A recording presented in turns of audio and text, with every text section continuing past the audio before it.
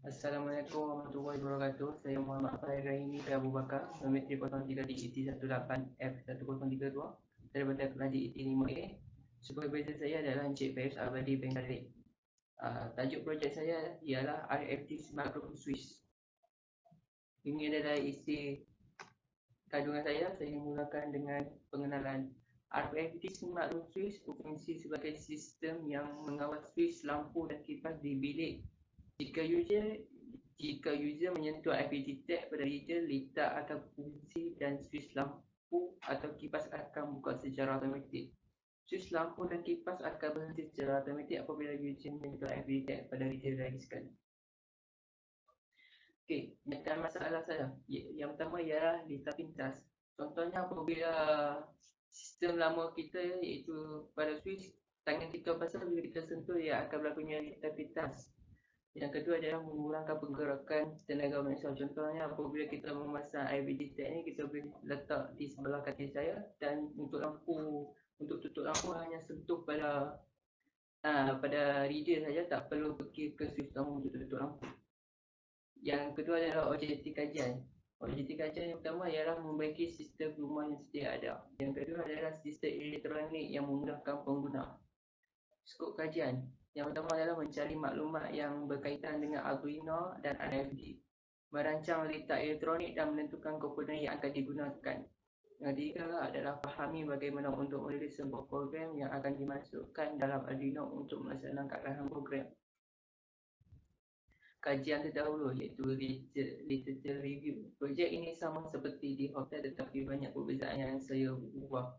Selalunya di hotel apabila masuk ke dalam hotel, kemudian meletakkan kad lampu di ruang tamu akan menyala iaitu hanya satu lampu saja. Untuk projek saya menggunakan 3 kad iaitu untuk 2 lampu dan 1 kipas supaya lebih memudahkan pengguna. Kerana jika mahu buka lampu satu, hanya sentuh kad untuk lampu satu saja dan lampu kedua tidak akan menyala kerana kad pertama telah diprogram untuk lampu satu saja.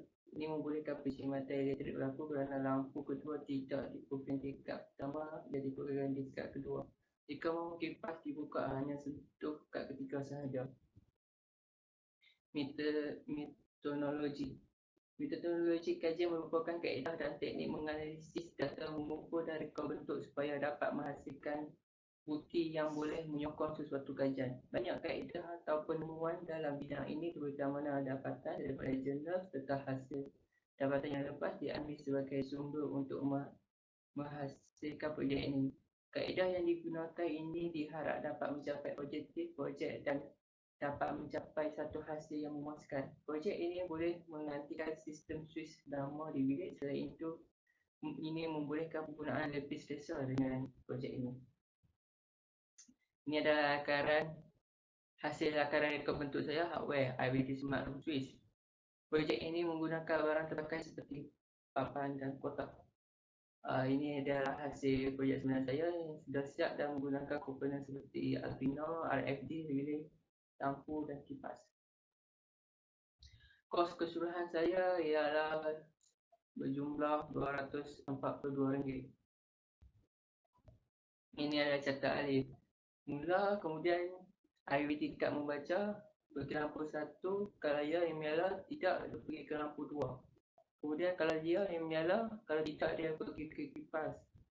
Kalau dia berputar, kalau tidak dia tamat.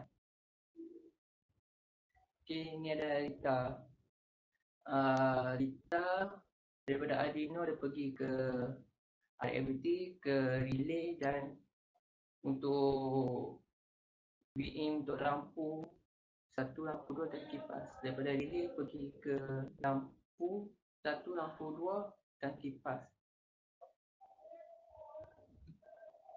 Ini adalah gambar raja blok.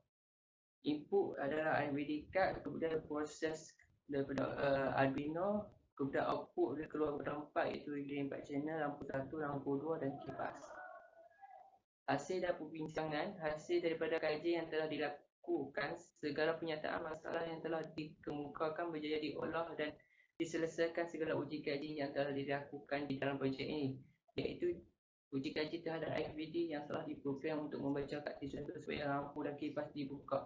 IFD telah digunakan pakai sebagai pengesan untuk kad. Uji kaji terhadap Arduino juga telah dilakukan agar lampu dan kipas berjalan dengan betul, di mana papan telah diukur dan sebuah komponen diletakkan ke atasnya menggunakan kaedah mekanikal. Kesimpulan dan cadangan. Sepanjang tempoh menyiapkan projek ini, ia telah memberikan pengalaman dan pengetahuan yang amat berguna. Dalam menyiapkan projek ini dapat menjana pemikiran lebih kreatif dan inovasi. Ini adalah kerana RFID Smart Room Twist ini mampu dikendalikan secara automatik. Dengan terhasilnya projek ini diharapkan dapat dijadikan sebagai bukti kesungguhan dan pengetahuan dalam bidang ini. Berdasarkan objektif yang telah disampaikan, projek ini merupakan projek yang amat berguna untuk digunakan pada masa hadapan. Harapan yang besar telah diberikan dalam projek ini agar dapat membantu para pengguna di luar sana. Rujukan saya ambil daripada Google.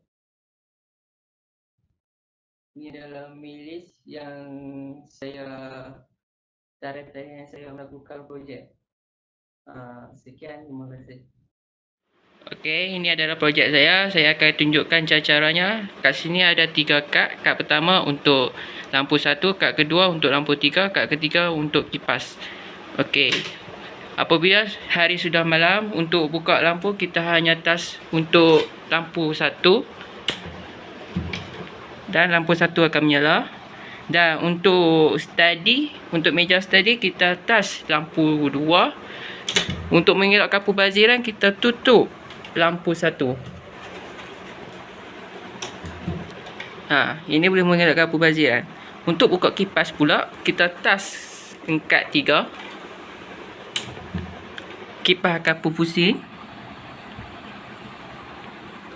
Okey. Untuk tutup pula, nak keluar, tas sentuh kad 3 untuk tutup kipas. Dan tas kad 2 untuk tutup lampu. Okey, itu saja. Terima kasih.